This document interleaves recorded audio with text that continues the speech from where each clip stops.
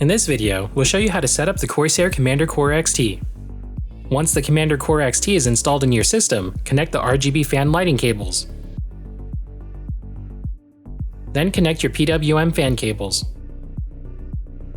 The Commander Core XT can also control a 3-pin RGB device, like lighting strips, a fan lighting hub, or HydroX series components.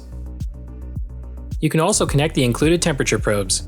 These can be placed anywhere inside or outside of your system to monitor temperatures. The Commander Core XT allows you to daisy chain a second internal USB device, such as a cooler. Just remove the cover for the daisy chain connector and connect your second device. Then connect the Commander Core XT to a motherboard USB 2.0 header. Finish installation by connecting the Commander Core XT to an available SATA power connector from your power supply.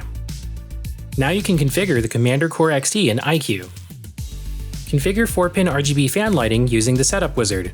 The Commander Core XT can automatically detect the fan type per port, or you can set them up manually. Different fan types will be grouped separately for lighting configuration. The 3-pin RGB lighting channel can be configured manually or by using the Setup Wizard if you're unsure of what you have connected. The Cooling tab allows you to quickly apply preset or custom cooling.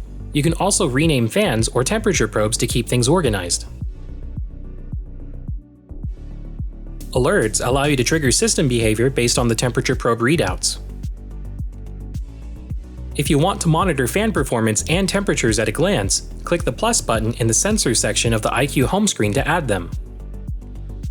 You can also add sensors to the iCUE dashboard to view even more information in real time.